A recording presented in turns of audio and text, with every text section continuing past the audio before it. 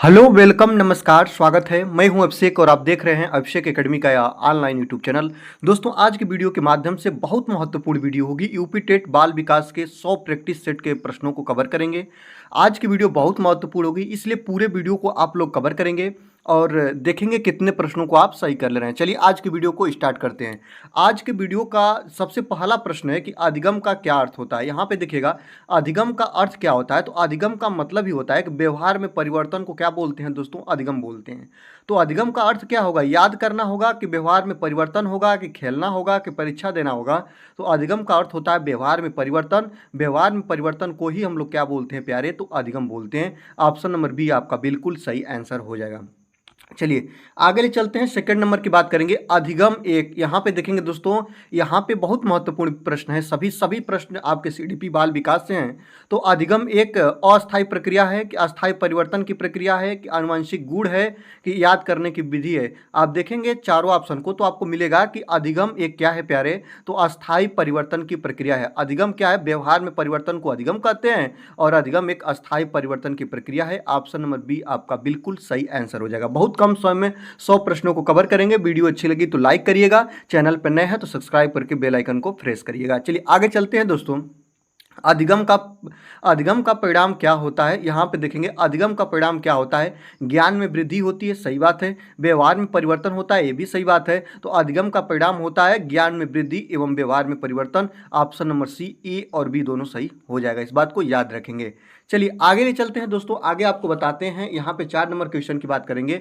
अधिगम की प्रकृति क्या होती है। अधिगम की अगर प्रकृति पूछे कि अधिगम की प्रकृति क्या होती है, यह एक निष्क्रिय प्रक्रिया है, यह एक सक्रिय प्रक्रिया है, यह केवल मानसिक प्रक्रिया है, यह केवल भावनात्मक प्रक्रिया है। तो जब आपको ऐसे प्रश्न मिले तो आप क्या करेंगे, तो आपको मिलेगा कि अधिगम की प्रकृति क्या होती है। तो अधिगम जब बच्चा सक्रिय होता है ना, तब बच्चा सीखने के प्रति एक्टिव होता है, याद रखेंगे। तो यह सक्रिय प्रक्रिया है। ऑप्शन नंबर बी आपका बिल्कुल सही हो जाएगा, निष्क्रिय नहीं होगा। अधिगम क्या होगा दोस्तों, ये सक्रिय प्रक्रिया है। जब बच्चा एक्टिव रहता है क्लास में तो वह ज्यादातर चीजों को सीखता है या सीखने के प्रति उत्साहित रहता है। तो अधिगम एक सक्रिय प्रक्रिया है, इस बात को याद रखिएगा। आगे देखते हैं, चैप्टर वाइज हम कवर कर रहे हैं तो एक ही टाइप के सारे प्रश्न आपको कवर करने को मिल जाएंगे। यहाँ पे अधिगम को सबसे सही रूप में कौन व्यक्त करता है, यहाँ पर देखेंगे अधिगम को सबसे सही रूप में कौन व्यक्त करता है। अगर ऐसे मिले तो आप क्या बताएंगे, अनुभव से अस्थायी परिवर्तन होता है, अभ्यास से अस्थायी परिवर्तन होता है, स्वप्न के माध्यम से परिवर्तन होता है, आनुवंशिक परिवर्तन होता है। जब चारों ऑप्शन को आप देखिएगा तो अधिगम को सबसे सही रूप में कौन व्यक्त करता है, तो आपको बताना होगा दोस्तों अनुभव से अस्थायी परिवर्तन होता है। ऑप्शन नंबर ए आपका बिल्कुल सही हो जाएगा। अनुभव जो होता है ना, अनुभव से क्या होते हैं प्यारे, तो अस्थायी परिवर्तन होते हैं, ये बात को याद रखेंगे। बहुत से ऐसे हमारे प्रिय छात्र होंगे जो ऑप्शन नंबर बी के साथ जाएंगे, लेकिन ऑप्शन नंबर बी आपका सही आंसर नहीं होगा, इस बात को आप ध्यान रखिएगा। चलिए आगे ले चलते हैं दोस्तों, 6 नंबर की बात करते हैं। संज्ञानात्मक अधिगम का संबंध है, याद रखेंगे। संज्ञानात्मक अधिगम का संबंध किससे होता है, तो स्मृति विकास से होता है। किससे होता है दोस्तों, सोच व समझ से, कि आपका भावना से, कि शारीरिक गति से, कि आपकी दृष्टि से। तो संज्ञानात्मक अधिगम का संबंध होता है सोच व समझ, मस्तिष्क विकास, स्मृति विकास। ऑप्शन नंबर ए आपका बिल्कुल सही आंसर हो जाएगा। आगे देखेंगे प्यारे, भावनात्मक अधिगम का उदाहरण है। भावनात्मक का मतलब है दोस्तों इमोशनल, और इमोशनल जो बातें कहे ना उसी को आप लोग इसका उदाहरण मानिएगा। कविता याद करना नहीं दोस्तों, दूसरों के प्रति सहानुभूति करना बिल्कुल, गणित हल करना ये नहीं, तैरना सीखना ये नहीं। याद रखेंगे जहां पे भावना जिस ऑप्शन में व्यक्त की गई है वही भावनात्मक अधिगम का एग्जाम्पल होगा। दूसरों के प्रति सहानुभूति रखना, ऑप्शन नंबर बी आपका बिल्कुल सही आंसर हो जाएगा, इस बात को आप लोग याद रखिएगा। चलिए आगे ले चलते हैं दोस्तों, 8 नंबर की बात करेंगे। मोनोमीटर अधिगम में शामिल होता है। तो अगर आपसे पूछे कि मोनोमीटर अधिगम में क्या शामिल होता है, तो आपका पढ़ना होता है, कि लिखना होता है, कि साइकिल चलाना होता है, कि समझना होता है। तो जब हार्ड वर्क होते हैं ना तो उनको हम लोग मोनोमीटर अधिगम बोलते हैं, और जो हार्ड अधिगम इसमें है ना साइकिल चलाना। साइकिल चलाना में क्या होगा दोस्तों, मोनोमीटर अधिगम में शामिल होगा। ऑप्शन नंबर सी आपका बिल्कुल करेक्ट आंसर हो जाएगा। आगे देखते हैं, किसी कार्य को बार बार अभ्यास करके किस अधिगम प्रकार में आता है। याद रखेंगे किसी कार्य को बार बार अभ्यास करके जो सीखना होता है, या जो अधिगम की प्रक्रिया होती है, बार बार उस कार्य को करने से हम चीज़ों को सीख जाते हैं, तो वह किस प्रकार में आता है। याद रखेंगे जैसे अभी आपको बताया ना कि बच्चा धीरे धीरे साइकिल चलाते चलाते साइकिल चलाना सीख जाता है। तो जब किसी कार्य को बार बार अभ्यास करके और अधिगम को बच्चा उस चीज़ को सीख जाता है, तो यह जो होता है मोनोमीटर के अंतर्गत आता है, मोनोमोटर के। ऑप्शन नंबर सी आपका बिल्कुल करेक्ट आंसर हो जाएगा। चलिए आगे ले चलते हैं। 10 नंबर की बात करेंगे, भावनात्मक संतुलन। यहाँ पे देखेंगे दोस्तों, जो भावनात्मक संतुलन होता है किस प्रकार के अधिगम का उदाहरण होता है। तो याद रखेंगे संज्ञानात्मक का नहीं दोस्तों, भावनात्मक का, मनोमोटर का, सामाजिक का याद रखेंगे। जब भावनात्मक शब्द ही आपका आ गया तो आप क्या करेंगे, यही बताएंगे जो भावनात्मक संतुलन किस प्रकार के अधिगम का उदाहरण होता है। तो भावनात्मक अधिगम का उदाहरण होता है। ऑप्शन नंबर बी आपका बिल्कुल सही हो जाएगा। आगे देखते हैं 11 नंबर की बात करेंगे, व्यवहारवाद की शुरुआत किसने किया था। तो व्यवहारवाद की जो शुरुआत किए थे वाटसन किए थे, इस बात को आप लोग को याद रखना होगा। व्यवहारवाद की जो शुरुआत किए थे वाटसन किए थे। ऑप्शन नंबर ए आपका बिल्कुल सही हो जाएगा। आगे देखते हैं थॉर्नडाइक का सिद्धांत क्या कहलाता है। आपको बताना होगा दोस्तों कि जो थॉर्नडाइक थे, थॉर्नडाइक का सिद्धांत क्या कहलाता है। अंतर्दृष्टि अधिगम कहलाता है, परीक्षण और त्रुटि का सिद्धांत कहलाता है, क्लासिकल कंडीशनिंग सिद्धांत कहलाता है, ऑपरेटेड कंडीशनिंग सिद्धांत कहलाता है। आपको बताना होगा जो थॉर्नडाइक का सिद्धांत होता है ना दोस्तों, परीक्षण एवं त्रुटि का सिद्धांत इन्होंने दिया था। ऑप्शन नंबर बी आपका बिल्कुल सही आंसर हो जाएगा। इस चीज को ध्यान रखिएगा। आगे देखते हैं पावलोव का प्रयोग किस पर आधारित था। आपको पता होना चाहिए पावलोव जो बहुत प्रसिद्ध मनोवैज्ञानिक हैं और बार बार पूछता भी है। तो पावलोव ने जो अपना सिद्धांत दिया था वह त्रुटि संबंधित सिद्धांत, जो यहाँ पे आप लोग देख, थॉर्नडाइक ने दिया था त्रुटि संबंधित सिद्धांत। और पावलोव, ये प्रश्न बनना है ना कि पावलोव का प्रयोग किस पर आधारित था। आपको बताना होगा कि पावलोव जो थे वह कुत्ते पर प्रयोग किए थे। किस पर दोस्तों, याद रखेंगे कुत्ते पर इन्होंने प्रयोग किया था। ऑप्शन नंबर ए आपका बिल्कुल सही आंसर हो जाएगा। आगे देखते हैं पावलोव ने किस अधिगम का सिद्धांत दिया था। अगर ये पूछे तो आपको तुरंत बताना होगा कि पावलोव का जो अधिगम सिद्धांत था क्लासिकल कंडीशनिंग था। ऑप्शन नंबर बी आपका बिल्कुल सही आंसर हो जाएगा। इस बात को आप लोग याद रखेंगे। चलिए आगे चलते हैं, 15 नंबर की बात करते हैं। 15 नंबर क्वेश्चन क्या कर रहा है कि स्किनर का अधिगम सिद्धांत कहलाता है। याद रखेंगे जो स्किनर दिए थे अधिगम सिद्धांत, याद रखेंगे। या जो सामाजिक सांस्कृतिक सिद्धांत भी दिए थे, इसको आप लोग याद रखेंगे। तो जो इनका अधिगम सिद्धांत कहलाता है उसका नाम क्या है दोस्तों, operated conditioning. Option number A आपका बिल्कुल सही आंसर हो जाएगा। इस बात को आप लोग याद रखेंगे। आगे देखते हैं सकारात्मक पुनर्बलन। याद रखेंगे जो सकारात्मक पुनर्बलन होता है इसका उदाहरण क्या है। अगर आपसे सकारात्मक पुनर्बलन के बारे में पूछे तो दंड देना, ये तो नकारात्मक है। प्रशंसा करना, उपेक्षा करना, चुप रहना। चुप रहना तो ये गलत बात है। उपेक्षा आप किसी बच्चे के कर नहीं कर सकते, दंड नहीं दे सकते। तो बच्चा का जो सकारात्मक पुनर्बलन होगा वो होगा प्रशंसा करना। ऑप्शन नंबर बी आपका बिल्कुल सही आंसर हो जाएगा। चलिए आगे ले चलते हैं 17 नंबर की ओर। तो 17 नंबर का रहा है थॉर्नडाइक के अनुसार सीखना होता है। याद रखेंगे थॉर्नडाइक ने बताया था कि बच्चा धीरे धीरे परीक्षण करके त्रुटि करके सीखता है। तो याद रखेंगे जो सीखना होता है वो अचानक होता है कि अनुभव से होता है कि अंतर्दृष्टि से होता है कि परीक्षण और त्रुटि से होता है। तो याद रखेंगे थॉर्नडाइक के अनुसार जो सीखना होता है परीक्षण और त्रुटि की प्रक्रिया होती है। ऑप्शन नंबर सी आपका बिल्कुल सही हो जाएगा। आगे देखते हैं 18 नंबर की बात करेंगे, व्यवहार को नियंत्रित किया जा सकता है, यह विचार किसका है। याद रखेंगे व्यवहार को नियंत्रित किया जा सकता है, यह जो विचार है वह स्किनर का है। किसका दोस्तों, स्किनर का। स्किनर साहब ये भी बताते हैं कि बच्चा अनुकरण के माध्यम से सीखता है। ये भी चीज़ें आप लोग याद रखेंगे। ऑप्शन नंबर बी आपका बिल्कुल सही हो जाएगा। आगे देखते हैं 19 नंबर की बात करेंगे, सीखना वह व्यवहार का परिणाम है। याद रखेंगे सीखना जो होता है वह व्यवहार का परिणाम है। यह किसका मत है। आप बताएंगे व्यवहारवादी का है कि निर्माणवादी का है कि गेस्टलवादी का है कि मानवतावादी का है। अगर आपको ऐसे प्रश्न मिले तो आप कुछ प्रश्नों को पढ़कर भी उसके आंसर को सीख सकते हैं। सीखना वह व्यवहार का परिणाम है, यह किसका कथन है। तो यह व्यवहारवादी का कथन है। किसका है प्यारे, याद रखेंगे व्यवहारवादी का। ऑप्शन नंबर ए आपका बिल्कुल सही आंसर हो जाएगा। आगे देखते हैं रिस्पॉन्स शब्द किस सिद्धांत से जुड़ा है। अगर आपसे पूछे कि रिस्पॉन्स जो शब्द है वह किस सिद्धांत से जुड़ा है, आप क्या बताइएगा। तो आप तुरंत बताइएगा यह व्यवहारवाद शब्द से जुड़ा है। किससे दोस्तों, व्यवहारवाद सिद्धांत से जुड़ा हुआ है रिस्पॉन्स। ऑप्शन नंबर ए आपका बिल्कुल सही आंसर हो जाएगा। आगे देखते हैं गेस्टाल्ट शब्द का अर्थ क्या होता है। अगर आपसे पूछे कि गेस्टाल्ट शब्द का जो अर्थ होता है वह क्या होता है, तो आप तुरंत बताइएगा गेस्टाल्ट शब्द का अर्थ होता है संपूर्णता। क्या होता है दोस्तों, संपूर्णता होता है। ऑप्शन नंबर ए आपका बिल्कुल सही आंसर हो जाएगा। आगे देखते हैं गेस्टाल्ट सिद्धांत का मुख्य प्रवर्तक कौन था। अगर आपसे पूछे कि गेस्टाल्ट सिद्धांत को किसने दिया था, तो याद रखेंगे कोहलर। कौन दिए थे दोस्तों, तो गेस्टाल्ट सिद्धांत को देने वाले जो महान मनोवैज्ञानिक थे वह कोहलर थे। ऑप्शन नंबर ए आपका बिल्कुल सही आंसर हो जाएगा। पूरा 100 प्रश्न है, 100 प्रश्न को आप लास्ट तक कवर करिएगा, क्योंकि ये प्रश्न आपके लिए बहुत महत्वपूर्ण है और बहुत कम समय में सारे प्रश्नों को कवर करेंगे। वीडियो अच्छी लग रही है तो वीडियो को आप जरूर से जरूर लाइक करिएगा, क्योंकि ये वीडियो बहुत महत्वपूर्ण होगी। क्योंकि इसमें बहुत लेवल के प्रश्न तो नहीं है, लेकिन ये प्रश्न ऐसे हैं ना कि वो और प्रश्नों को सीखने में आपकी मदद करा सकते हैं और बहुत महत्वपूर्ण है, क्योंकि ये किसी न किसी परीक्षा से बने हुए हैं। चाहे आपका NBS हो, DSSS हो, KBS हो, आपका नवोदय विद्यालय हो, आपका सैनिक विद्यालय हो, चाहे यूपी टेट हो, चाहे सुपर टेट हो, कहीं ना कहीं ये प्रश्न बने गए हैं। तो प्रीवियस ईयर के सारे प्रश्न हैं, इस बात को तो आपको याद ही रखना होगा। तो गेस्टाल्ट सिद्धांत का मुख्य प्रवर्तक कौन थे? तो कोहलर थे, इस बात को याद रखिएगा। चलिए आगे ले चलते हैं दोस्तों, 23 नंबर की बात करेंगे। कोहलर ने अपना प्रयोग किस पर किया था? तो आप तुरंत याद रखेंगे बंदर पे। किस पे दोस्तों? याद रखेंगे बंदर पे। कोहलर अपना प्रयोग किस पर किए थे? तो बंदर पर किए थे। गेस्टाल्ट सिद्धांत के अनुसार अधिगम होता है, याद रखेंगे गेस्टाल्ट सिद्धांत क्या कहता है, इनके अनुसार जो अधिगम होता है ना, वह कैसा होता है? तो याद रखेंगे अंतःदृष्टि से होता है। किससे होता है दोस्तों? अंतःदृष्टि से होता है गेस्टाल्ट सिद्धांत के अनुसार अधिगम। आगे देखते हैं, समस्या का समाधान अचानक प्राप्त होता है, याद रखेंगे समस्या का जो समाधान होता है वह अचानक प्राप्त होता है। यह कथन किसका है? तो याद रखेंगे यह कथन किसका है प्यारे? तो कोहलर का है। किनका है दोस्तों? कोहलर का है।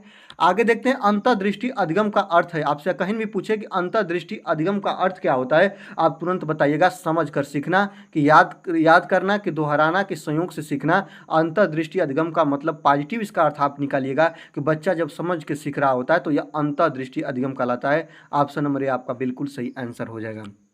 आगे देखते हैं, 27 नंबर की बात करेंगे। अंतर्दृष्टि अधिगम में मुख्य भूमिका होती है, याद रखेंगे अंतर्दृष्टि जो अधिगम होता है ना, अंतर्दृष्टि अधिगम में मुख्य भूमिका किसकी होती है? दंड की होती है, कि आपकी समझ की होती है, कि आपकी अभ्यास की होती है, कि आपकी प्रतिक्रिया की होती है? तो अगर आप लोग केवल प्रश्नों को देखेंगे तभी भी आपके अंदर इतने भाव आ जाएंगे ना, आप समझ जाएंगे कि जो अंतर्दृष्टि की जो प्रक्रिया होती है ना, अंतर्दृष्टि अधिगम की मुख्य भूमिका जो होती है ना, बच्चा समझ समझ के जब सीखता है, बच्चा एक्टिव रूप से सीखता है, बच्चा प्रैक्टिकली सीखता है। ऑप्शन नंबर बी आपका बिल्कुल सही आंसर हो जाएगा, इस बात को आप ध्यान रखिएगा। आगे देखते हैं, 28 नंबर की बात करते हैं। अचानक समझ आना किस अधिगम से जुड़ा है? आपको पहले भी बता दिए हैं कि जब बच्चे के अंदर अचानक जो समझ में आ जाता है वह अंतर्दृष्टि अधिगम है। और आपको ये भी बता दिया कि कोहलर ने दिया था, इस बात को याद रखेंगे। कोहलर का भी कथन है, अचानक समझ आना, बच्चा अचानक उसके अंदर समझ आती है, ये कथन किसका है? तो ये कोहलर का है। और अचानक समझ आना किस अधिगम से जुड़ा है? तो अंतर्दृष्टि अधिगम से प्यारे जुड़ा है।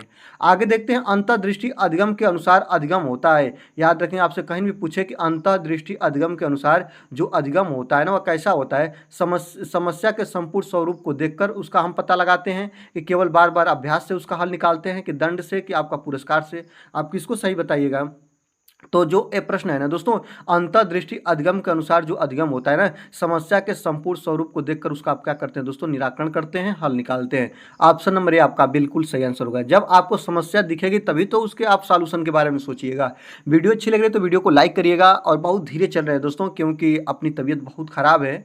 और आशा करते हैं सब लोग अपना हैप्पी छठ पूजा, जो आप छठ पूजा का त्यौहार बहुत धूमधाम से मनाए भी होंगे। और ये भी मेरा एक आपसे अनुग्रह ही रहेगा, आग्रह ही रहेगा, कि जब अगली बार का छठ पूजा आए तो सभी लोग कहीं ना कहीं सेलेक्टेड हों या कहीं ना कहीं जुड़ जाएं। माता रानी यही सबको आशीर्वाद दें। और चलिए आगे चलते हैं, 30 नंबर की बात करिएगा। 30 नंबर क्या है दोस्तों? कि अंतर्दृष्टि अधिगम के अनुसार शिक्षक को चाहिए, याद रखेंगे जो आपका अंतर्दृष्टि अधिगम होता है उसके अनुसार शिक्षक को कैसा होना चाहिए? उत्तर सीधे बताना चाहिए, कि बच्चों को सोचने के अवसर देना चाहिए, कि बार बार उसे रटवाना चाहिए, केवल अनुशासन सिखाना चाहिए। जब आपको ऐसे प्रश्न मिले तो आप क्या करेंगे? सबसे पॉजिटिव आंसर ढूंढिएगा। तो अंतर्दृष्टि अधिगम के अनुसार शिक्षक को कैसा बर्ताव करना चाहिए? तो बच्चों को सोचने के भरपूर टाइम अवसर देना चाहिए, बच्चों को स्वयं कार्य करने के प्रति उत्साहित करना चाहिए, बच्चों को प्रैक्टिकली या सीखने के प्रति एक्टिव रखना चाहिए। ऑप्शन नंबर बी आपका बिल्कुल सही आंसर हो जाएगा। आगे देखते हैं, 31 नंबर की बात करेंगे। निर्माणवाद से संबंधित प्रमुख मनोवैज्ञानिक कौन है? आपसे पूछे कि जो निर्माणवाद से संबंधित प्रमुख मनोवैज्ञानिक कौन है? तो पियाजे और वाइगोत्स्की हैं, कि स्किनर और थॉर्नडाइक हैं, कि पावलोव और कोहलर हैं, कि जेम्स और हूल हैं? तो याद रखेंगे निर्माणवाद से जो संबंधित अपना संबंध रखते हैं वह पियाजे व वाइगोत्स्की रखते हैं। ऑप्शन नंबर ए आपका बिल्कुल सही हो जाएगा, इस बात को आप लोग याद रखेंगे। वाइगोत्स्की तो बहुत महान मनोवैज्ञानिक है, इनके बारे में बहुत ज़्यादा प्रश्न बनता है। यह प्रश्न बनता है कि किन्होंने कहा है कि बच्चा समाज से सीखता है? अब कोई भी व्यक्ति समाज से इंटरेक्ट होकर सीखता है। वाइगोत्स्की कहते हैं कि बच्चा समाज से सीखता है। और याद रखेंगे स्किनर कहते हैं कि बच्चा अनुकरण करके सीखता है। दो चीजें हैं ना, बहुत इंपॉर्टेंट है, इसको आप कवर करिएगा। आगे देखते हैं, 32 नंबर की बात करेंगे दोस्तों। निर्माणवाद का मुख्य विचार है, याद रखेंगे जो निर्माणवाद है इसका मुख्य विचार क्या है? ज्ञान दिया जाता है इसके अंदर, कि ज्ञान निर्मित किया जाता है इसके अंदर, कि ज्ञान आनुवंशिक होता है, कि ज्ञान स्थिर होता है। आपको बता दो दोस्तों, जो निर्माणवाद का मुख्य विचार है ना, ज्ञान निर्मित किया जाता है, बनाया जाता है, या इसको करने के प्रति उत्साहित किया जाता है। ऑप्शन नंबर बी आपका बिल्कुल सही आंसर हो जाएगा। आगे देखते हैं दोस्तों, पियाजे के अनुसार बच्चा सीखता है। याद रखेंगे, अगर पियाजे साहब बताए थे कि बच्चा कैसे सीखता है, आपको बताना होगा कि पियाजे का एक कथन है ना कि बच्चा कैसे सीखता है। बच्चा को दंड दे के आप सिखा सकते हैं, कोई मनोवैज्ञानिक ऐसा नहीं बताए हैं। अनुकरण के माध्यम से स्कैनर तो बताए ही है, या अनुकरण करके बच्चा सीखता है, या किसका कथन है तो स्कैनर का है, इस बात को याद रखेंगे। आगे देखेंगे दोस्तों, पियाजे के अनुसार बच्चा याद करके सीखता है, ऐसा कुछ नहीं है, वातावरण से अंतःक्रिया करके बच्चा सीखता है। ऑप्शन नंबर ए आपका बिल्कुल सही हो जाएगा, यह पियाजे के अनुसार ये बात है दोस्तों। ऑप्शन नंबर ए आपका बिल्कुल बिल्कुल करेक्ट आंसर हो जाएगा। चलिए आगे ले चलते हैं दोस्तों। वाइगोत्स्की ने किस सिद्धांत का प्रतिपादन किया था? मैंने तो आपको बता दिया ना दोस्तों, समाज शब्द जहां आ जाए वही सिद्धांत थे उनका, वाइगोत्स्की का। और ऑप्शन में आपको दिख रहा है सामाजिक सांस्कृतिक अधिगम सिद्धांत किनका है दोस्तों? बहुत बार पूछता है, बहुत एक प्रचलित प्रश्न है और बहुत वेरी वेरी इंपॉर्टेंट है। तो सामाजिक सांस्कृतिक सिद्धांत या अधिगम सिद्धांत किसने दिया था? तो वाइगोत्स्की साहब ने दिया था, प्रतिपादित किया था। ऑप्शन नंबर बी आपका बिल्कुल सही आंसर हो जाएगा। आगे देखते हैं दोस्तों, निकटस्थ विकास क्षेत्र किससे संबंधित है? याद रखेंगे, जो निकटस्थ विकास क्षेत्र होते हैं ना, मतलब निकट के जितने भी साधन होते हैं बच्चों को सीखने में मदद करते हैं, यह संबंधित कथन किसने दिया था? तो वाइगोत्स्की दिए थे। कौन दिए थे दोस्तों? वाइगोत्स्की दिए थे कि जो निकटस्थ विकास क्षेत्र उनका यह था ना कि जो बच्चे के इर्द गिर्द की जो चीजें होती है ना, वो उनको सीखने में बहुत मदद पहुंचाती है, चाहे वो समाज हो चाहे समाज के जितने भी साधन हो, ठीक ना, जो अप्रत्यक्ष या प्रत्यक्ष रूप से बच्चे को सीखने में मदद पहुंचाते हैं। ऑप्शन नंबर ए आपका बिल्कुल सही हो जाएगा। तो निकटस्थ विकास क्षेत्र जेडपीडी इसको शॉर्टकट में कहते हैं, किससे संबंधित है, किसने प्रतिपादित किया था? तुरंत आप लोग जाइएगा किसके साथ दोस्तों? तो वाइगोत्स्की के साथ, इस बात को आप लोग याद रखिएगा। चलिए आगे देखते हैं, 36 नंबर की बात करेंगे दोस्तों। 36 नंबर क्या है? अधिगम पर प्रभाव डालने वाला सबसे महत्वपूर्ण आंतरिक कारक कौन सा है? अगर आपसे पूछे कि अधिगम पर प्रभाव डालने वाला सबसे महत्वपूर्ण आंतरिक कारण क्या है, तो प्रेरणा है कि जलवायु है कि आपका समाज है कि आपका अनुशासन है? आपको देखकर ही प्रश्न हल मिल गया होगा कि बच्चे को अधिगम अधिगम किया होता है व्यवहार में परिवर्तन, और व्यवहार में परिवर्तन बच्चा कैसे लाता है? सबसे मुख्य कारण अगर इसमें पूछे ना, आप तुरंत बताइएगा, जब बच्चा आंतरिक रूप से मोटिवेट होता है, जब बच्चा एक्टिव रहता है, बच्चा के अंदर प्रेरणा रहती है, तो वो बच्चा आंतरिक रूप से क्या होता है दोस्तों? वो अधिगम के प्रति उत्साहित होता है। तो अधिगम पर प्रभाव डालने वाला सबसे महत्वपूर्ण कारक होगा प्रेरणा। ऑप्शन नंबर ए आपका बिल्कुल सही आंसर हो जाएगा। आगे देखेंगे दोस्तों, अगला है प्रश्न कि बाह्य कारक कौन सा है? अगर आपसे कहीं भी पूछे कि बाह्य कारक क्या है, बुद्धि है कि आपका अभिरुचि है कि पारिवारिक वातावरण है कि आपका अभिप्रेरणा है? आपसे अगर कहीं भी ऐसे प्रश्न पूछे, आप तुरंत क्या बताइएगा? इसका जो करेक्ट आंसर हो जाएगा बाह्य कारक। एक आंतरिक कारक होता है बच्चे को प्रभावित करने का, मानसिक विकास प्रभावित करने का, और एक होता है बाह्य कारक। बाह्य कारक वो होते हैं ना जो बाहरी साधन होते हैं। तो यहाँ पे देखिएगा, बुद्धि क्या होगा दोस्तों? बुद्धि तो आपका आंतरिक कारक होगा। अभिरुचि, ये भी बच्चे के अंदर रुचि रहेगी तो बच्चा सीखेगा, ये भी आंतरिक कारक होगा। आपका अभिप्रेरणा, ये भी तो मोटिवेशनल ही होता है, बच्चा अंदर से एक्टिव रहेगा, मोटिवेट रहेगा तो सीखेगा। लेकिन आपका पारिवारिक वातावरण जो होता है ना, याद रखेंगे, सामाजिक वातावरण या पारिवारिक वातावरण, इस सब क्या दोस्तों? बाह्य कारक एग्जाम्पल है या उदाहरण है। ऑप्शन नंबर सी आपका बिल्कुल सही आंसर हो जाएगा। चलिए 38 नंबर की बात करेंगे दोस्तों। 38 नंबर क्या कर रहा है? अधिगम की गति किस पर निर्भर करती है? अगर आपसे पूछे कि अधिगम की जो गति होती है, मतलब सीखने की गति होती है, वह किस पर निर्भर करती है? आयु और क्षमता पे, कि आपके वंश पे, कि आपके स्कूल पे, कि आपके लिंग पे? आपको अगर ऐसे प्रश्न मिले प्यारे तो आप क्या करिएगा? अधिगम की जो गति होती है ना, ठीक है, सबसे बढ़िया ऑप्शन आपको ढूंढ कर निकालना है, ठीक है। सब कुछ ना कुछ पॉइंट अपने आप में रखते होंगे कि अधिगम की गति सब पर थोड़ा बहुत निर्भर करती होगी, लेकिन बच्चा जैसे जैसे बढ़ता जाता है उसके अंदर जो लर्निंग क्षमता एबिलिटी बढ़ती जाती है, एलिबिलिटी, तो वो बच्चा क्या करता है? अधिगम की गति उस पर निर्भर करती है आयु एवं क्षमता पर, उम्र एवं उसके किस पर दोस्तों? सीखने की क्षमता पर। ऑप्शन नंबर ए आपका बिल्कुल सही हो जाएगा। उम्र, एज और उसके आईक्यू पे। किस पे दोस्तों? याद रखेंगे, एज और आईक्यू पे क्या होता है दोस्तों? सीखने की क्षमता उसकी क्या करती है? डिपेंड करती है, निर्भर करती है। ऑप्शन नंबर ए आपका बिल्कुल सही आंसर हो जाएगा। 39 नंबर की बात करिएगा दोस्तों, पुरस्कार और दंड किस प्रकार का है? याद रखेंगे, पुरस्कार और दंड जो है ना, वह किस प्रकार का साधन है? जैविक है कि आपका प्रेरक है, कि आपका भावनात्मक है, कि आपका सांस्कृतिक है? जब आपको ऐसे प्रश्न मिलेंगे आप क्या करेंगे? पुरस्कार और जो दंड होता है ना दोस्तों, याद रखेंगे, यह प्रेरक होता है। प्रेरक किसे बोलते हैं? आप लोग केमिस्ट्री वाले, जब आप लोग रसायन विज्ञान वगैरह पढ़ते रहे होंगे तो आपको मिला होगा, जो भी अभिक्रिया होती है तो जब उसमें हम प्रेरक डालते हैं तो प्रेरक डाल देने से वह चीज़ें, वो अभिक्रिया बहुत फास्ट से हो जाती है, तीव्र गति से हो जाती है। तो पुरस्कार और दंड ये जी चीज़ जो होता है ना दोस्तों, प्रेरक होता है। प्रेरक ये होता है कि बच्चा अगर सीख रहा है ना, तो बच्चे को अगर आप दंड, या तो बच्चा को आप दंड का डर सताइएगा ना, तो बच्चा बहुत तेज़ी से सीखने के प्रति उत्साहित हो जाता है। डर उसको हो जाता है कि अगर नहीं मैं ये काम को कर पाया ना, तो सर मुझे मारेंगे, ठीक है। अगर बच्चा को पुरस्कार के प्रति एक्टिव करा दीजिएगा, तो बच्चे को रहता है कि इस पुरस्कार को मुझे जीतना है, तो प्रेरक का काम करते हैं। जिस तरह जो आपकी अभिक्रिया होती है ना, उसमें कुछ ऐसे रसायन होते हैं, उनको डाल देने से वो प्रेरक का काम करते हैं, बहुत तेज़ी से तीव्र गति से अभिक्रिया होने लगती है।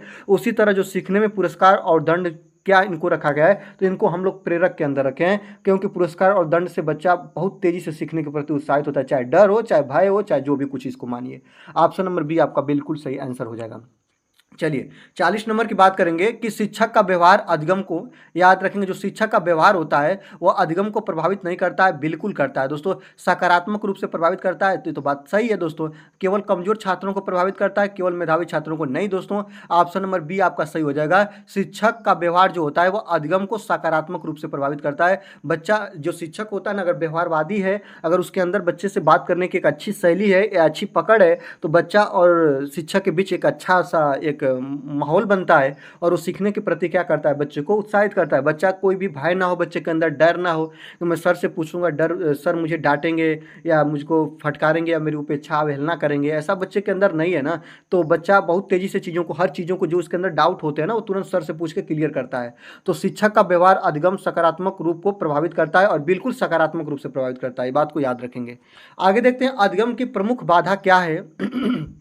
आपसे पूछे कि अधिगम की प्रमुख बाधा क्या है दोस्तों, तो आप क्या बताइएगा। अरुचि है, क्या आपका अच्छा वातावरण है, क्या आपका प्रेरणा है, क्या आपका अभ्यास है। यहाँ पे देखेंगे प्रमुख बाधा के बारे में पूछा है दोस्तों, तो बाधा क्या होगा, आपकी अरुचि होगी। बच्चा के अंदर अगर रुचि नहीं है ना, तो अधिगम का ये प्रमुख बाधा माना जाएगा। ऑप्शन नंबर ए आपका बिल्कुल सही हो जाएगा। अच्छा वातावरण, तो ये तो सीखने के प्रति क्या है दोस्तों, ये तो बाधा नहीं होगा, ये तो उनके लिए एक अच्छा वातावरण होगा तो बच्चा अच्छा तरीका से सीखेगा। प्रेरणा भी बच्चा का सीखने के पक्ष में ही होगा। अभ्यास करके बच्चा सीखता है भी उसके पक्ष, सीखने के पक्ष में ही होगा। लेकिन बच्चे के अंदर जब रुचि नहीं रहेगी ना, अर्थात अरुचि है ना, तो यह बाधा है सीखने का, इस बात को याद रखिएगा। आगे देखते हैं अधिगम की भावनात्मक बाधा कौन सी होती है। भावनात्मक, भावनात्मक का मतलब है दोस्तों इमोशनल से, भय जी जहाँ पे आ जाए ना वही होगा। तो अधिगम की भावनात्मक बाधा क्या होगी, भय होगी। भय का मतलब होता है डर। ऑप्शन नंबर ए आपका बिल्कुल सही आंसर हो जाएगा। भय को याद रखेंगे, अगर बच्चे के अंदर डर है ना, तो यह अधिगम की बाधा है। बच्चा सीखने के प्रति उतना एक्टिव नहीं रह पाएगा, और चीज़ों को जो आप बताएंगे उतनी चीज़ों को वो अच्छे तरीके से लय में नहीं सीख पाएगा, इस चीज़ को याद रखिएगा। चलिए 43 नंबर की बात करते हैं कि अधिगम में मानसिक थकान का क्या प्रभाव पड़ता है। जब अधिगम होता है, जब बच्चा सीख रहा होता है, तो मानसिक थकान मतलब बहुत सी चीज़ों को करते करते जब उसका मस्तिष्क थक जाता है, बहुत तेजी से या बहुत देर से जब किसी कार्य को करता है, तभी उसके अंदर मानसिक थकान आ जाती है। तो अधिगम में मानसिक थकान का क्या प्रभाव है, अधिगम बढ़ता है कि अधिगम घटता है, कि कोई प्रभाव नहीं होता, कि प्रेरणा बढ़ती है। जब आपको ऐसे प्रश्न आए तो आप तुरंत बताएगा कि अधिगम में जो मानसिक थकान होती है ना, उससे अधिगम क्या होगा दोस्तों, घटेगा। जब बच्चा मानसिक रूप से थक जाएगा, तो अधिगम अधिगम में क्या होगा दोस्तों, उसकी अधिगम घटेगा, वह सीखने के प्रति उतना उत्साहित नहीं रह जाएगा। आगे देखते हैं दोस्तों, अधिगम की बाधाओं को दूर करने का सर्वोत्तम उपाय क्या है। अगर आपसे पूछे कि अधिगम की बाधाओं को दूर करने का जो सर्वोत्तम उपाय क्या होता है दोस्तों, आप बच्चे को दंड देंगे, बिल्कुल नहीं देंगे दोस्तों। बच्चे को प्रेरणा देंगे, बात तो सही है। अनदेखा करेंगे, नहीं दोस्तों, अनदेखा नहीं करेंगे। सफल टीचर का गुण होता है ना, कि बच्चा जहाँ पे कमी करे या बच्चा जहाँ पे सीख रहे हो उसको आप अनदेखा नहीं कर सकते। काम बढ़ाना, बिल्कुल ऐसा नहीं करेंगे। अधिगम की बाधाओं को दूर करने के लिए बच्चे को मोटिवेट करेंगे, प्रेरणा देंगे, देखेंगे कि बच्चा कहाँ पे कमी है, बच्चा कहाँ पे गलती कर रहा है, उस चीज़ों को सुधारने की आप लोग कोशिश करेंगे। ऑप्शन नंबर बी आपका बिल्कुल सही आंसर हो जाएगा। 45 नंबर की बात करेंगे, अरुचि का मुख्य कारण क्या है। अगर आपसे पूछे कि जो अरुचि होती है, मतलब रुचि नहीं रखता है बच्चा, इसका मुख्य कारण क्या है। सही तरीका है कि अभिरुचि है, कि आपका प्रोत्साहन है, कि आपका कठिन विषय है। जब आप चारों ऑप्शन को देखिएगा तो मुझे तो लग रहा है ना कि सबसे बेस्ट ऑप्शन आपका ए ही है, कि जो आपका कठिन विषय है। कठिन विषय जब बच्चे को दे दीजिएगा, उसके एज या उसके एलिबिलिटी अर्थात क्षमता से उपयुक्त की चीज़ें दे दीजिएगा, ऊपर की चीज़ें दे दीजिएगा, तो बच्चे के अंदर सीखने के प्रति रुचि नहीं आएगी। तो अरुचि का मुख्य कारण होता है कठिन विषय। ऑप्शन नंबर ए आपका बिल्कुल सही आंसर हो जाएगा। चलिए 46 नंबर की तरफ चलते हैं दोस्तों। बालक की गलती को शिक्षक को कैसे देखना चाहिए। अगर आपसे पूछे कि बालक की गलती को शिक्षक को कैसे देखना चाहिए, सजा देने योग्य नहीं दोस्तों, अधिगम का अवसर, असफलता, अनुशासनहीनता। याद रखेंगे, मैंने तो आपको बहुत बार ये चीज़ें बता दिया दोस्तों कि अगर बालक गलती कर रहा है ना, तो बालक को आप डांटेंगे, मारेंगे, पीटेंगे, फटकारेंगे, ऐसा कुछ नहीं करेंगे। बच्चे को क्लास से अलग बैठाएंगे, ऐसा कुछ नहीं होगा दोस्तों। तो बालक अगर गलती कर रहा है ना, तो उसको आप लोग अवसर देंगे, अवसर के रूप में लेंगे और देखेंगे बच्चा कहाँ पर गलती कर रहा है और उस चीज़ को सुधार सुधारने की कोशिश करिएगा तो बालक की गलती को शिक्षक को अधिगम का अवसर के रूप में लेना चाहिए। ऑप्शन नंबर बी आपका बिल्कुल सही आंसर हो जाएगा। 47 नंबर की बात करेंगे। 47 नंबर क्या कर रहा है दोस्तों? 47 नंबर कह रहा है त्रुटि विश्लेषण का उद्देश्य है। त्रुटि विश्लेषण का उद्देश्य क्या होता है? तो गलती निकालना होता है, कि गलती का कारण समझना होता है, कि बच्चे को दंड देना होता है, कि अंक घटाना होता है। तो याद रखेंगे त्रुटि विश्लेषण आप एक सफल टीचर के रूप में अगर कर रहे हैं तो आप क्या करेंगे? आप सबसे बेस्ट इसमें होगा ना दोस्तों कि गलती का कारण समझेंगे कि बच्चा कहाँ पे गलती कर रहा है और उसको आप अवसर के रूप में लेके बच्चे को सिखाने की प्रयास को करेंगे, क्योंकि बच्चा जब गलती कर रहा होता है ना तो उसको आप अवसर के रूप में लेंगे। इस बात को याद रखेंगे।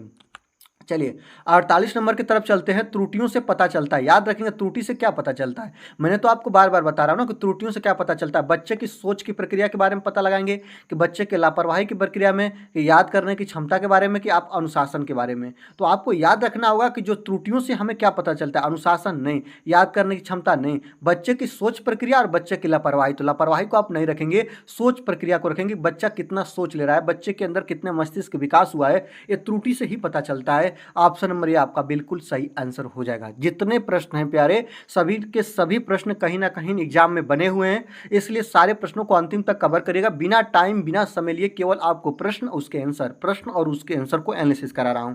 अगर वीडियो अच्छी लग रही है तो आपसे एक थोड़ा सा मेरा विनम्र निवेदन आता है कि वीडियो को आप जरूर से जरूर लाइक करिए, क्योंकि लाइक ही मुझे 1000 वीडियो बनाने के लिए मोटिवेट करता है। मेरी तबीयत गवाही नहीं देती, लेकिन आपसे जुड़े रहना मुझे बहुत अच्छा लगता है, और मुझे लगता है कि आपको एक वीडियो जरूर दूं दोस्तों, जिससे आपकी जो तैयारी है बरकरार रहे। आप अन्य साधन से, अन्य माध्यम से भी पढ़ते हैं, लेकिन मैं आपको बहुत अच्छा से अच्छा परफेक्ट जो मैं साधन होता है उपलब्ध कराने की कोशिश करता हूं, और आगे भी करूंगा। इसलिए आप लोग चैनल पर नए हैं तो चैनल को सब्सक्राइब करके बेल आइकन को प्रेस जरूर करिएगा दोस्तों। चलिए आगे ले चलते हैं। 49 नंबर की बात करेंगे। त्रुटि सुधार का सर्वोत्तम तरीका क्या है? अगर आपसे पूछे तो त्रुटि सुधार का सर्वोत्तम तरीका क्या है? सही उत्तर बताना, कि बच्चे को स्वयं सुधारने देना, कि आप चिल्लाएंगे, कि बार बार लिखवाना। याद रखेंगे जब त्रुटि सुधार का सर्वोत्तम तरीका बार बार लिखवा के आप लोग बच्चे को बोरिंग नहीं कराएंगे, बच्चे के ऊपर डांटे मारे फटकारे ऐसा चिल्लाएं, ऐसा कुछ नहीं आप करेंगे। सही उत्तर बताना, ऐसा ये भी कर सकते हैं, लेकिन ऐसा नहीं करेंगे। जब आपका ऑप्शन नंबर बी है जिसमें बच्चा स्वयं एक्टिव हो ना, उसी ऑप्शन को आप मानेंगे। बच्चे को स्वयं सुधारने के आप अवसर प्रदान करेंगे, उसे मोटिवेट करेंगे, उसे मार्गदर्शक का काम करेंगे, उसे बताएंगे कि यहाँ पे आपने गलती किया है, इसको सुधारने का कोशिश करिए। तो जहाँ बच्चा स्वयं कर रहा होता है ना, वहाँ पे जो सीखने की सबसे बेस्ट अधिगम हो रहा होता है। इस बात को याद रखेंगे और इस चीज को ध्यान में रख के ही आप सीडीपी या पेडागोजी को कवर करिएगा। आगे देखते हैं। शिक्षक को बच्चों की गलतियों पर, याद रखेंगे जो शिक्षक होता है उसे बच्चों की गलतियों पर, मैं आपको बता दूं जो बच्चे होते हैं ना, बच्चे भगवान होते हैं। पहले बात याद रखेंगे, बच्चे भगवान होते हैं। कभी भी आप पेडागोजी के प्रश्नों को हल करिएगा प्यारे, तो आप उसमें ऐसा मत देखिएगा जो बच्चा जहां पे बच्चे को गलत बताए तुरंत वो ऑप्शन गलत होगा। जहां बच्चा सही है वही ऑप्शन सही है। बच्चा को सही होना है, टीचर को सही नहीं होना है। और देखिएगा वो ऑप्शन देखेगा जब बच्चा सबसे ज्यादा एक्टिव है, बच्चा सबसे ज्यादा चीजों को करके सीख रहा है, बच्चा लीन है सीखने में। तो याद रखेंगे शिक्षक को बच्चों की गलतियों पर नाराज होना चाहिए, ऐसा कुछ नहीं है दोस्तों। सहानुभूतिपूर्वक विश्लेषण करना चाहिए, कि उसे दंड देना चाहिए, कि उसे उपेक्षा करना चाहिए। जब इसको आपको ऐसे प्रश्न मिले आप तुरंत बताएंगे दोस्तों, शिक्षक को बच्चों को उपेक्षा करना, डांटना, मारना, फटकारना, दंड देना, नाराज होना, ऐसी चीजें नहीं करेंगे। सहानुभूतिपूर्वक विश्लेषण आप उसे करेंगे और देखेंगे कि बच्चा कहाँ पे गलती कर रहा है, और उसको सिखाने के प्रति आप लोग एक्टिव होंगे। ऑप्शन नंबर बी आपका बिल्कुल सही आंसर हो जाएगा। 51 नंबर की बात करेंगे। 51 नंबर है अधिगम वातावरण का अर्थ क्या है दोस्तों? तो अधिगम वातावरण का अर्थ क्या होता है? केवल कक्षा की सजावट, कि शिक्षण के प्रति अनुकूल स्थिति, कि आपका अनुशासन, कि केवल अध्ययन सामग्री। तो याद रखेंगे जो आप देखेंगे केवल तो निगेटिव टैग वर्ड ही होता है, तो केवल शब्द को आप लोग बिल्कुल हटा दीजिए, केवल ये सब चीज हट गए। अनुशासन, अधिगम वातावरण का अर्थ अनुशासन नहीं होता है, शिक्षण के लिए अनुकूल स्थिति। याद रखेंगे अनुकूल, जो बच्चा जो होता है ना सीख रहा है, और जो शिक्षण प्रक्रिया होती है ना, बच्चे की शिक्षा देने की प्रक्रिया कहलाती है। तो शिक्षण के लिए अगर अनुकूल स्थिति है तो वह अधिगम का क्या है दोस्तों? वातावरण है। अगर वो प्रतिकूल स्थिति हो जाए तो वह अधिगम का वातावरण नहीं है। इस तरह आप लोग याद रखेंगे। तो सीखने के प्रति अगर अनुकूल स्थिति है तो शिक्षण के क्या है दोस्तों? अधिगम का वातावरण होगा। ऑप्शन नंबर बी आपका बिल्कुल सही आंसर हो जाएगा।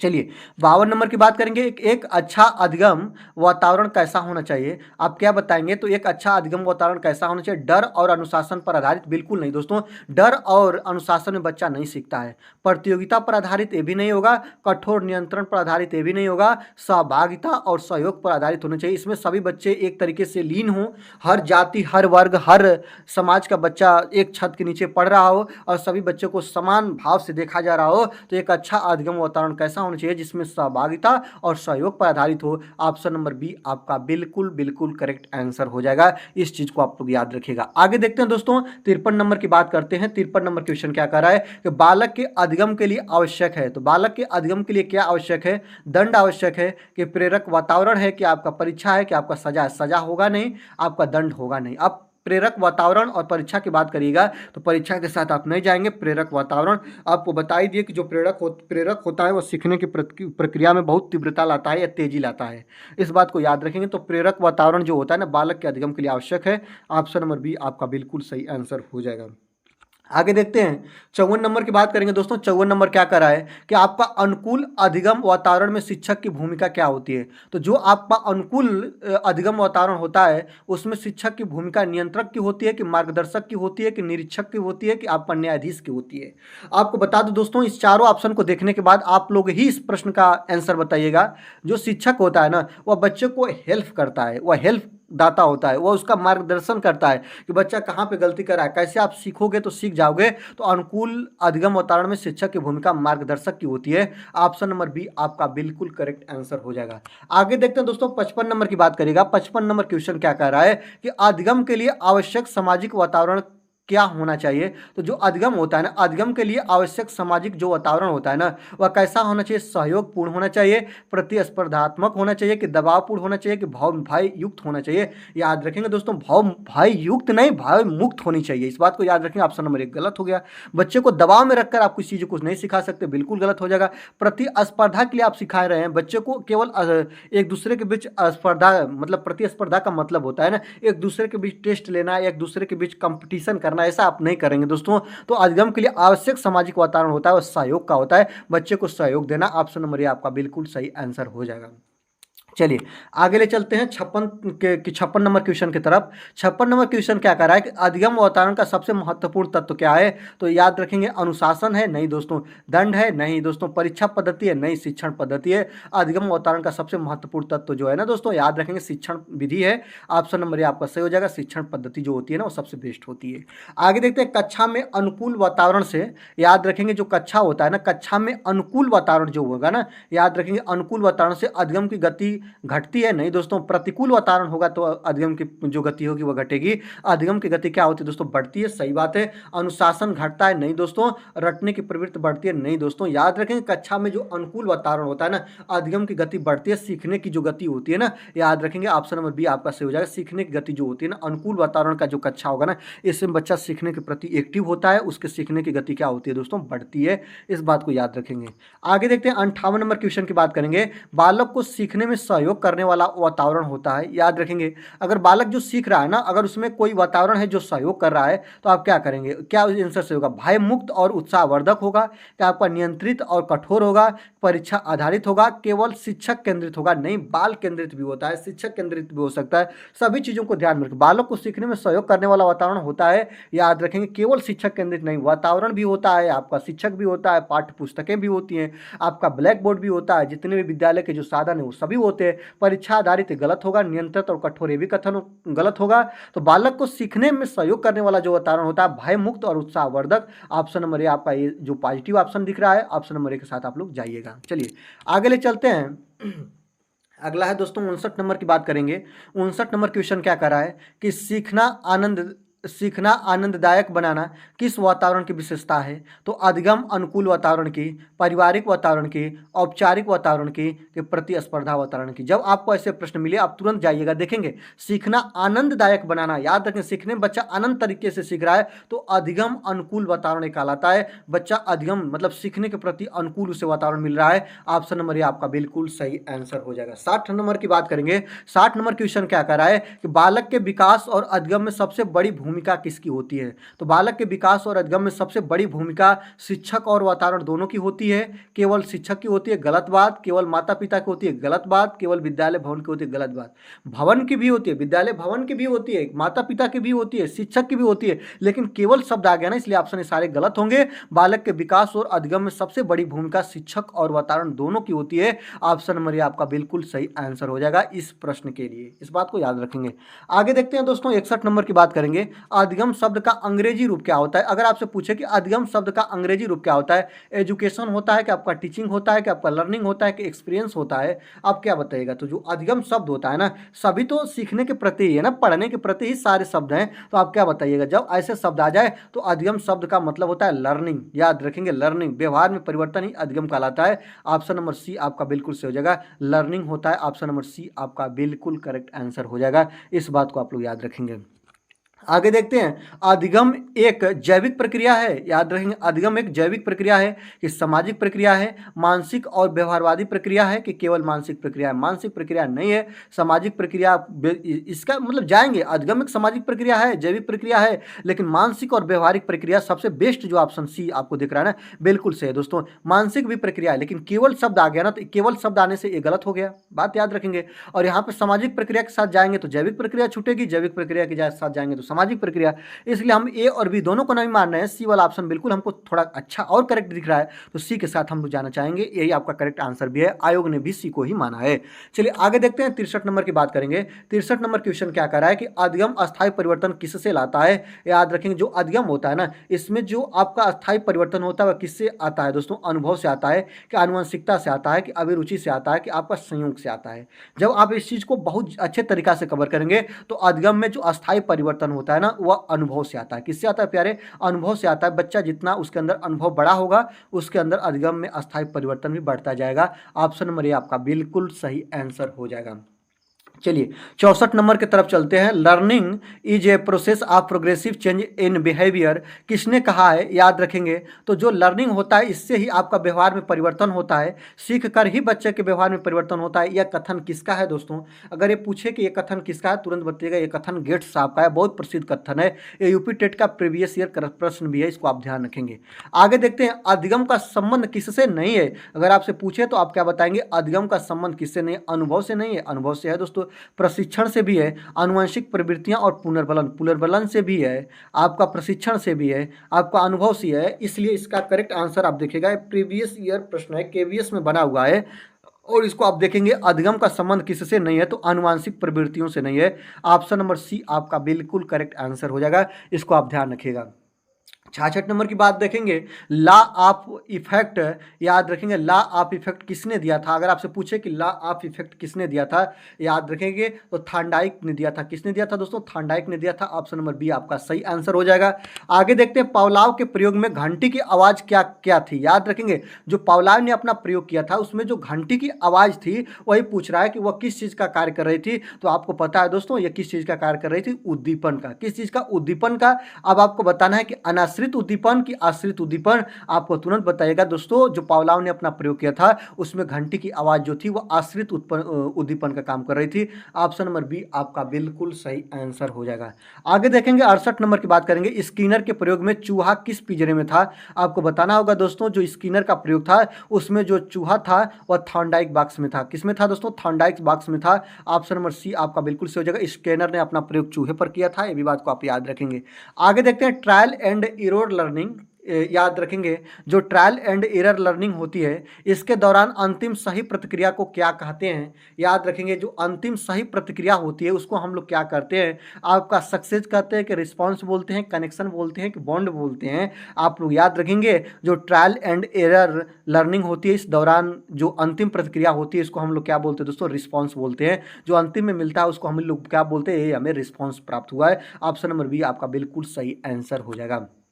चलिए 70 नंबर की बात करते हैं। 70 नंबर क्वेश्चन क्या कर रहा है दोस्तों, गेस्टाल्ट शब्द का शाब्दिक अर्थ क्या है दोस्तों। गेस्टाल्ट का शाब्दिक अर्थ क्या होता है, आप क्या बताएंगे। तो याद रखेंगे इसका शाब्दिक अर्थ अनुभव होता है, नहीं। उद्देश्य होता है, नहीं। पुनर्बलन होता है दोस्तों, नहीं। रूप या संपूर्णता होती है। गेस्टाल्ट शब्द का जो शाब्दिक अर्थ होता है इसका मतलब होता है संपूर्णता। मैं अभी वीडियो में ही पहले बता चुका हूँ। ऑप्शन नंबर ए आपका बिल्कुल सही आंसर हो जाएगा। और भी 30 प्रश्न है, सबको हम लोग कवर कर रहे हैं। वीडियो में आप लास्ट तक बने रहिएगा, वीडियो को जरूर लाइक करिएगा, चैनल चैनल पर नए हैं तो सब्सक्राइब कर लीजिएगा, बेल आइकन को प्रेस कर लीजिएगा और हो सके तो अपने फ्रेंडशिप सर्कल में वीडियो को शेयर करके हमारी मदद भी कर सकते हैं दोस्तों। चलिए आगे चलते हैं दोस्तों। अंतर्दृष्टि अधिगम में समाधान आता है। याद रखेंगे अंतर्दृष्टि जो अधिगम होता है ना, इसमें समाधान कैसे आता है? अचानक आता है कि आपका धीरे धीरे आता है कि अभ्यास से आता है कि अनुकरण से आता है? याद रखेंगे। तो जो अंतर्दृष्टि अधिगम होता है ना, इसमें समाधान जो आ जाता है दोस्तों वह अचानक आ जाता है। बहुत महत्वपूर्ण प्रश्न है। बहुत से लोग होंगे जो कहेंगे कि धीरे धीरे आता है, कोई कहेगा अनुकरण से आता है, कोई कहेगा अभ्यास से आता है, लेकिन आपको याद रखना होगा ये चीज, अंतर्दृष्टि अधिगम में समाधान अचानक आता है। ऑप्शन नंबर ये आपका बिल्कुल सही आंसर हो जाएगा। आगे देखते हैं दोस्तों। निर्माणवाद में ज्ञान को, याद रखेंगे जो निर्माणवाद होता है ना, इसमें ज्ञान को बच्चा स्वयं करता है कि शिक्षक प्रदान करता है कि किताबें देती हैं कि आपका परीक्षा से मिलता है? अब देखिएगा, जब आपको ऐसे प्रश्न आ जाए तो आप क्या करेगा? सबसे बढ़िया ऑप्शन वही होता है प्यारे जिसमें बच्चा महान हो, जिसमें बच्चा स्वयं कर रहा हो, बच्चा एक्टिव हो, बच्चा प्रैक्टिकली सीख रहा हो। याद रखें, परीक्षा से निर्माणवाद का ज्ञान विकसित होता है नहीं दोस्तों, किताबें से नहीं। शिक्षक प्रदान करता है नहीं, बच्चा स्वयं करता है। निर्माणवाद में ज्ञान बच्चा स्वयं करता है। ऑप्शन नंबर ये आपका बिल्कुल सही आंसर हो जाएगा। जब आपको कुछ भी नहीं आ रही है ना, देखिए जहां बच्चा स्वयं कर रहा है, बच्चा एक्टिव है, बच्चा के बारे में अच्छा जो प्रश्न बोल रहा है ना, ऑप्शन बोल रहा है ना, उसी के साथ आप चले जाइए। जब आपको कुछ भी ना आए तब के लिए मैं बोल रहा हूं, ठीक है। आगे देखते हैं दोस्तों, 73 नंबर की बात करेंगे कि पियाजे के अनुसार अधिगम का संबंध क्या होता है। तो पियाजे के अनुसार जो अधिगम होता है ना, याद रखें पियाजे बोले हैं ना कि जो अधिगम होता है वो बुद्धि के विकास से संबंध रखता है। किससे दोस्तों? बुद्धि के विकास से, भावना से नहीं, अभ्यास से नहीं, अनुशासन से नहीं, बुद्धि के विकास से। ऑप्शन नंबर ये आपका बिल्कुल सही आंसर हो जाएगा। आगे देखते हैं 74 नंबर की बात करते हैं। 74 नंबर क्या है कि वाइगोत्स्की के अनुसार जो अधिगम होता है ना, वो मैंने तो बता दिया ना कि वाइगोत्स्की से आप बताया ना कि बच्चा समाज से सीखता है, सामाजिक संपर्क से होता है। अधिगम क्या होता है? सामाजिक संपर्क का हिस्सा है। ऑप्शन नंबर ये आपका बिल्कुल सही आंसर हो जाएगा।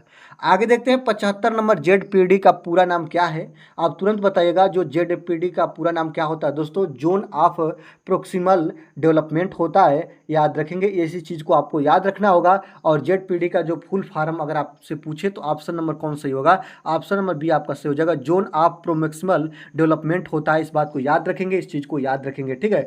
तो ये चीजें आपके लिए बहुत महत्वपूर्ण होगा। और जेडपीडी जो होता है ना, वह ये जो होते हैं ना दोस्तों, याद रखेंगे हमारे आसपास की जो चीज़ें होती हैं, जो सामाजिक स्रोत होते हैं, जो बच्चों को सीखने में मदद करते हैं, इसी को हम लोग जेडपीडी बोलते हैं। और इसका पूरा नाम जो होता है ना, वो होता है जोन ऑफ प्रोक्सिमल डेवलपमेंट। याद रखेंगे, zone of proximal development. Option number B आपका सही आंसर हो जाएगा।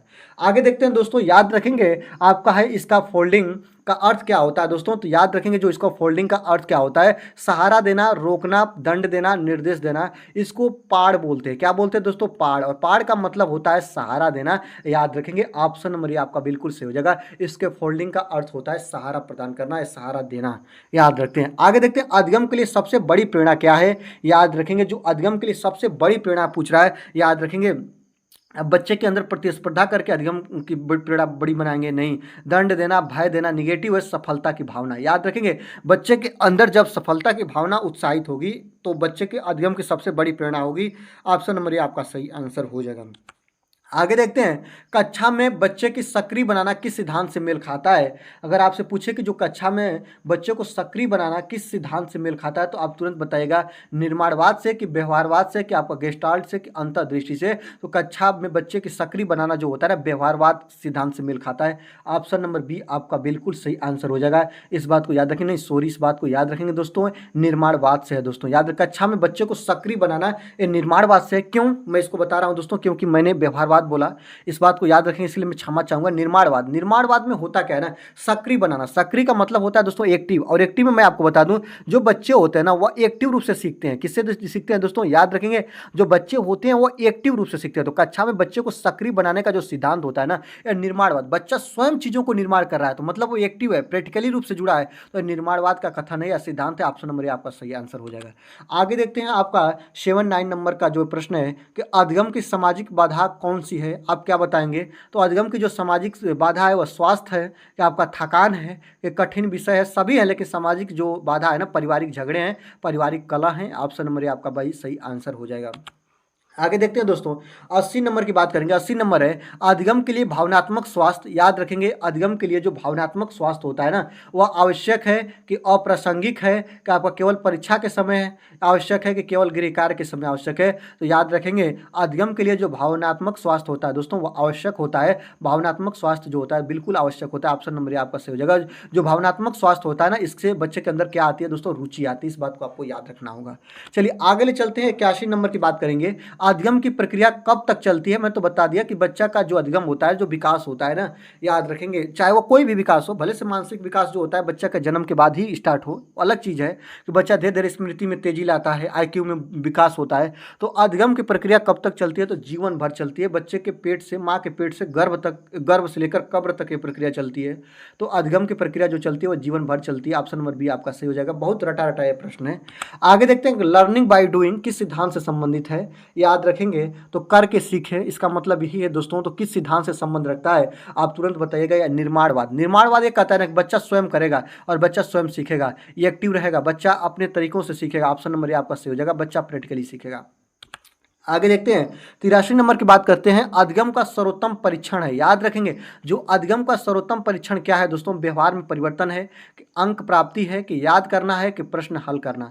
तो अधिगम का जो सर्वोत्तम परीक्षण अगर आपसे पूछे, आप तुरंत बताएंगे व्यवहार में जो परिवर्तन होता है अधिगम का सर्वोत्तम परीक्षण होता है। ऑप्शन नंबर ये आपका सही हो जाएगा। अंक प्राप्ति ये निगेटिव है, याद करना रटाना बिल्कुल गलत है, प्रश्न हल करना इसका उद्देश्य यही नहीं होता है। व्यवहार में परिवर्तन लाना ही अधिगम का सर्वोत्तम परीक्षण माना जाता है। ऑप्शन नंबर ये आपका सही हो जाएगा। 84 नंबर की बात देखेंगे। अधिगम का मूल उद्देश्य है। याद रखेंगे दोस्तों, आपसे पूछे कि अधिगम का मूल उद्देश्य क्या है? जीवन में उपयोग, परीक्षा में अंक, अनुशासन, नियम पालन। अब बिल्कुल किसको सही मानेंगे? तो अधिगम का मूल उद्देश्य होता है जीवन में इसका हम उपयोग करें, व्यवहारवादी बने, निर्माणवादी बने, कैसे हैं हम लोग, ये सब चीजें इसके लिए होता है। तो अधिगम का मूल उद्देश्य होता है जीवन में हम कैसे जिए अपने चीजों को, या जीवन में उपयोग। ऑप्शन नंबर ये आपका सही हो जाएगा। 85 नंबर की बात करिएगा। अधिगम की गति व्यक्ति की बुद्धि पर निर्भर करती है, कि लिंग पर, कि आपका उम्र पर, कि आपका समाज पर। याद रखते हैं तो अधिगम की जो गति होती है ना, वो बच्चे के बुद्धि पर निर्भर करती है, कि बच्चा सीखने के प्रति कितना एक्टिव है या कितने चीज़ों को कर ले रहा है। तो उसका आईक्यू पर निर्भर करेगा, जो आपकी बुद्धि लब्धि है उस पर निर्भर करेगा। ऑप्शन नंबर ये आपका बिल्कुल सही आंसर हो जाएगा। आगे देखते हैं, यहाँ पे आपका 86 नंबर क्वेश्चन है कि रीन, याद रखेंगे जो आपका ये है कि रीइंफोर्समेंट जो है दोस्तों, याद रखेंगे रीइंफोर्समेंट का हिंदी अर्थ क्या होता है? आप तुरंत बताइएगा। रीइंफोर्समेंट का जो हिंदी अर्थ होता है दोस्तों, याद रखेंगे वह होता है पुनर्बलन। क्या होता है दोस्तों? पुनर्बलन होता है। ऑप्शन नंबर ये आपका सही हो जाएगा। रीइंफोर्समेंट का हिंदी अर्थ होता है पुनर्बलन। ऑप्शन नंबर ये आपका बिल्कुल सही हो जाएगा, इस बात को याद रखेंगे। आगे देखते हैं अधिगम में त्रुटियां। याद रखेंगे अधिगम में त्रुटियां जो होती है ना, उसको अवसर के रूप में लेते हैं, और अस्वीकार है नहीं दोस्तों, अनुशासनहीनता है नहीं दोस्तों, शिक्षक की गलती है नहीं दोस्तों। इस बात को याद रखेंगे। अधिगम में त्रुटियां जो होती है ना, स्वाभाविक होती हैं और ये सीखने में मदद करती है। ऑप्शन नंबर आपका सही आंसर हो जाएगा। आगे देखते हैं त्रुटि विश्लेषण। याद रखेंगे 88 नंबर क्वेश्चन को देखेंगे दोस्तों। 88 नंबर क्वेश्चन क्या कर रहा है कि आपका त्रुटि विश्लेषण में शिक्षक का दृष्टिकोण होना चाहिए। कैसा होना चाहिए? रचनात्मक, कि आपका कठोर, कि आलोचनात्मक, कि उपेक्षात्मक। उपेक्षा नहीं करना है, आलोचना नहीं करना है, कठोरात्मक उसका दृष्टिकोण नहीं होना चाहिए, रचनात्मक होना चाहिए। ऑप्शन नंबर आपका बिल्कुल सही आंसर हो जाएगा। आगे देखते हैं अधिगम अनुकूल वातावरण में शिक्षक होना चाहिए। तो अधिगम अनुकूल वातावरण, अनुकूल कहा है, प्रतिकूल नहीं कहा है दोस्तों, अनुकूल कहा है। तो अनुकूल वातावरण में शिक्षक कैसा होना चाहिए? तो याद रखिए मित्रवत होना चाहिए, भय मुक्त नहीं, भय युक्त नहीं, भय मुक्त होना चाहिए, कठोर नहीं सरल होना चाहिए, निष्क्रिय नहीं सक्रिय होना चाहिए। इस बात को याद रखेंगे। ऑप्शन नंबर 1 के साथ आप लोग चले जाएंगे। आगे देखते हैं अधिगम को प्रभावी बनाने का सर्वोत्तम तरीका क्या है दोस्तों। याद रखेंगे अधिगम को आप किस माध्यम से प्रभावी बना सकते हैं। तो बालक को क्रियाशील बनाना। चलिए बार बार रटवाना तो बिल्कुल गलत है। अनुशासन बढ़ाना, अनुशासन में आप करके बच्चों को नहीं पढ़ा सकते, सिखा सकते। प्रश्न पत्र देना, ये उतना करेक्ट नहीं होगा जितना आपका करेक्ट आंसर है कि अधिगम को प्रभावी बनाने का सर्वोत्तम जो तरीका होता है ना दोस्तों, याद रखेंगे बालक को क्रियाशील बनाना। ऑप्शन नंबर ये आपका सही हो जाएगा। क्रियाशील का मतलब होता है ना कि बच्चा स्वयं करके सीख रहा है, बच्चा कहाँ पे एक्टिव है, उसी ऑप्शन के साथ आपको जाना है। पेडागोजी का प्रश्न तभी आप हल कर पाएंगे कि देखेंगे कि बच्चा कहाँ पे एक्टिव हो रहा है। ठीक है, आगे देखते हैं 91 नंबर की बात करेंगे। अधिगम में रुचि का कार्य क्या है दोस्तों। याद रखेंगे जो अधिगम होता है ना, अधिगम में रुचि का कार्य क्या होता है? प्रेरणा देना, रुकावट डालना, ध्यान भटकाना, कठिन बनाना नहीं, कठिन बनाना नहीं, ध्यान भटकाना नहीं, रुकावट डालना नहीं। अधिगम में जो रुचि होता है उससे हमें प्रेरणा प्राप्त होती है, मोटिवेशनल प्राप्त होता है। ऑप्शन नंबर ये आपका सही आंसर हो जाएगा। चलिए 92 नंबर क्वेश्चन की तरफ चलते हैं। निर्माणवादी दृष्टिकोण में शिक्षक होता है, याद रखेंगे निर्माणवादी दृष्टिकोण में मैंने तो बताया ना कि इसमें बच्चा स्वयं एक्टिव होकर चीज़ों को करता है। तो निर्माणवादी दृष्टिकोण में शिक्षक क्या काम करता है, बच्चा स्वयं चीज़ों को कर रहा होता है। और निर्माणवादी दृष्टिकोण में जो शिक्षक होता है वह सहायक होता है, मार्गदर्शक होता है। बच्चा जहाँ पे चीज़ों को सीखने में उसके अंदर कठिनाई आती है उसको बताता है, मार्गदर्शन का काम करता है। ऑप्शन नंबर ए आपका सही आंसर हो जाएगा। चलिए 93 नंबर की बात देखते हैं दोस्तों। ट्रायल एंड एरर का अर्थ क्या होता है, आपको बताना होगा। ट्रायल एंड एरर का अर्थ होता है, याद रखेंगे याद रखेंगे जो ट्रायल होता है ना दोस्तों, याद रखेंगे ट्रायल का मतलब होता है प्रयास और एरर का मतलब होता है भूल या गलती। याद रखेंगे इस चीज़ों को, याद रखेंगे ट्रायल एंड एरर का मतलब होता है प्रयास और भूल से सीखना। याद रखेंगे ऑप्शन नंबर ए के साथ आप लोग चले जाइएगा। आगे देखते हैं दोस्तों, इनसाइट का अर्थ क्या होता है, अंतर्दृष्टि की परीक्षा के अनुभव के पुनर्बलन। आपको बता दें कि जो इनसाइट होता है, इनसाइट का अर्थ होता है अंतर्दृष्टि। ऑप्शन नंबर ए आपका सही आंसर हो जाएगा। आगे देखते हैं, अधिगम का परिणाम होता है। तो जो अधिगम का परिणाम क्या होता है मैंने बता दिया, व्यवहार में परिवर्तन ही क्या कहलाता है दोस्तों, अधिगम कहलाता है। समाज में परिवर्तन, परीक्षा में असफलता, बुद्धि में परिवर्तन नहीं, व्यवहार में परिवर्तन ही क्या कहलाता है दोस्तों, अधिगम कहलाता है। और अधिगम का यही परिणाम है, इस बात को याद रखिएगा। ऑप्शन नंबर ए आपका सही आंसर हो जाएगा। 96 नंबर की बात करेंगे। 96 नंबर क्वेश्चन क्या कह रहा है कि अधिगम में असफलता का कारण क्या है। आपका प्रेरणा ये नहीं होगा दोस्तों, अभ्यास भी नहीं होगा, ध्यान भी नहीं होगा। असफलता शब्द लिया है, असफलता का कारण क्या है, तो आप याद रखेंगे और रुचि। अगर बच्चे के अंदर रुचि नहीं है तो बच्चा अधिगम के प्रति उत्साहित नहीं होगा, सीखने के प्रति उत्साहित नहीं होगा। ऑप्शन नंबर ए आपका सही आंसर हो जाएगा। आगे देखते हैं, अधिगम प्रक्रिया में फीडबैक का अर्थ क्या होता है। फीडबैक का मतलब क्या होता है दोस्तों, आप लोग देखे होंगे, फीडबैक का मतलब होता है प्रतिक्रिया। क्या होता है दोस्तों, प्रतिक्रिया। जब हम चीज़ों को कर लिए होते हैं तो बाद में हमें प्राप्त होता है फीडबैक, और फीडबैक क्या होता है, प्रतिक्रिया होती है। इस चीज को आप लोग याद रखेंगे। ऑप्शन नंबर ए आपका सही आंसर हो जाएगा। आगे देखते हैं, सीखना निरंतर प्रक्रिया है या किसका मत है। याद रखेंगे जब बच्चा स्वयं चीज़ों को सीख रहा होता है, बच्चा निर्माण करके सीख रहा है, बच्चा हरदम सीखता है, निरंतर सीखता रहता है। यह जो कथन है दोस्तों, यह मानवतावादी दृष्टिकोण का कथन है। याद रखेंगे ऑप्शन नंबर ए आपका सही आंसर हो जाएगा। जो सीखना निरंतर प्रक्रिया है या किसका मत है, तो मानवतावादी दृष्टिकोण का है। ऑप्शन नंबर ए आपका सही आंसर हो जाएगा। आगे देखते हैं, 99 नंबर क्वेश्चन देखेंगे। अधिगम के लिए सबसे उपयुक्त स्थिति क्या है दोस्तों, याद रखेंगे। तो अधिगम के लिए सबसे उपयुक्त बच्चा कहाँ पे सीखेगा, प्रतिस्पर्धा के माध्यम से नहीं, दंड और नियंत्रण नहीं दोस्तों, भय और तनाव में बच्चा बिल्कुल नहीं सीखेगा। बच्चे के अंदर उत्साह रहेगी, बच्चे के अंदर रुचि रहेगी, तो अधिगम के लिए सबसे उपयुक्त स्थिति यही होगी। ऑप्शन नंबर ए आपका सही आंसर हो जाएगा। वीडियो को जरूर लाइक कर लीजिएगा, चैनल पर नया है तो चैनल को सब्सक्राइब करके बेल आइकन को प्रेस करिएगा। चलिए आगे देखते हैं, अधिगम का अंतिम उद्देश्य क्या होता है दोस्तों। लास्ट 100 नंबर का प्रश्न है कि अधिगम का अंतिम उद्देश्य क्या होता है। व्यवहार में परिवर्तन और जीवन उपयोगी ज्ञान लाना, कि आपका परीक्षा को उत्तीर्ण करना, कि शिक्षक को खुश करना, किताबें याद करना नहीं दोस्तों, ये सभी आपके लिए गलत है। अधिगम का मतलब होता है एक सफल जीवन को जीना, व्यवहार में परिवर्तन लाना, एक अच्छा मनुष्य बनना या एक अच्छा बुद्धि वाला व्यक्ति बनना ही अधिगम का अंतिम उद्देश्य होता है। तो व्यवहार में परिवर्तन और जीवन उपयोगी ज्ञान को प्राप्त करना ही अधिगम का अंतिम उद्देश्य होता है। ऑप्शन नंबर आपका सही हो जाएगा। इस बात को आप लोग याद रखेंगे। टोटल 100 प्रश्नों को हमने कवर किया। आज की वीडियो कैसी लगी, वीडियो अच्छी लगी तो वीडियो को आप जरूर लाइक करिएगा।